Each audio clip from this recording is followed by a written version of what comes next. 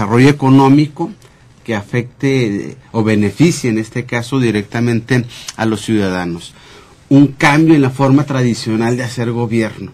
Recuerdo ahí en el 83 en Ciudad Juárez, en el organigrama, 5 direcciones generales para todo Ciudad Juárez. Hoy en día hay 18 direcciones generales que atienden desde asuntos de ecología, asuntos de cultura, inclusive tenemos un desarrollo integral de la familia ya ubicado como dirección general, desarrollo económico principalmente. Tenemos debemos entender también por modernización política una mayor participación ciudadana que se caracteriza por una mayor democracia en los procesos tanto electorales como en los administrativos. Es decir, que la autoridad no solamente es totalitaria, sino que implica una participación de lo que va a ser el gobierno de acuerdo a los intereses de los ciudadanos. Es decir, en vez de buscar una línea directa de poder de arriba hacia abajo, se busca que abajo los ciudadanos participen y digan queremos esto o no queremos esto. Y finalmente, en la modernización política, una separación de la autoridad civil de la autoridad religiosa. Eso debemos de entender por modernización política. Hay un término de modernización política que está dejando atrás lo que tú dices, la parte antigua, pues, o vieja.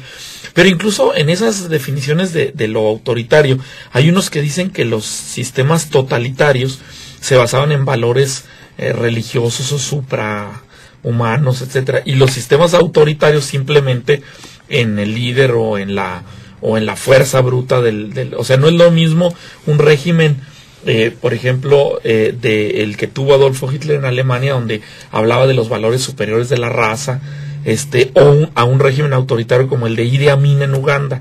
Entonces, no tenemos en la parte democrática, en la parte moderna, dirías tú en tu tesis, no tenemos también varias caras de la moneda, la democracia no más política y la democracia también social. Sí, tenemos que ver que existen varias conceptos que nos ayudan a entender esto. Primero, lo que son los regímenes autoritarios y los regímenes totalitarios, que al final de cuentas la etapa de la modernización política implica un término conceptual que se llama transición democrática. ¿El PRI era un régimen autoritario, totalitario o ninguno de esos? Era un autoritarismo que se vivía, y vaya que yo soy priista y lo aclaro,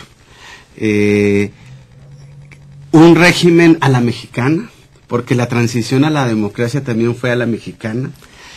No hay una ruptura, no hay una revolución que implique esto. No existe, como en otros países, entre ellos Portugal, España, Argentina, Chile, que de los regímenes autoritarios, totalitarios en los que vivían, hubo un acuerdo entre todos los actores. El famoso pacto de la Moncloa en España. No hubo esos acuerdos, simplemente se dio de acuerdo a una liberalización que implicaba darle ciertos derechos a los ciudadanos y que concluyen en el año 2000 con el ascenso al poder de la derecha mexicana del Partido Acción Nacional. ¿Eso es transición? Esa es la alternancia en el poder, de acuerdo con Schmitter y todos los teóricos de la transición, incluyendo a Porfirio Muñoz Ledo. Termina la transición al momento que hay alternancia en el poder y se establecen nuevas instituciones. Entonces aquí falta que se establezcan estas nuevas instituciones para consolidar esta democracia. En esta transición se amplían, se disminuyen. ¿Qué sucede con los derechos políticos de los ciudadanos? Bueno, mira, ahí existe lo que se llama una participación ciudadana. Es decir, tú antes pudieras decir, y te lo pongo como un ejemplo de lo que yo encontré en este trabajo de investigación, en el caso concreto de una población que es Ciudad Juárez. Un día antes de las elecciones, en 1983, el presidente municipal en funciones dictaba un informe de labores, ¿sí? Hoy la ley lo prohíbe, ¿sí? Las credenciales de electores eran entregadas por vecinos de las colonias afines a X o Z partido político. No teníamos derecho a exigirle cuentas al gobernante. Hoy lo tenemos. Tenemos derecho a que no nos borren el padrón.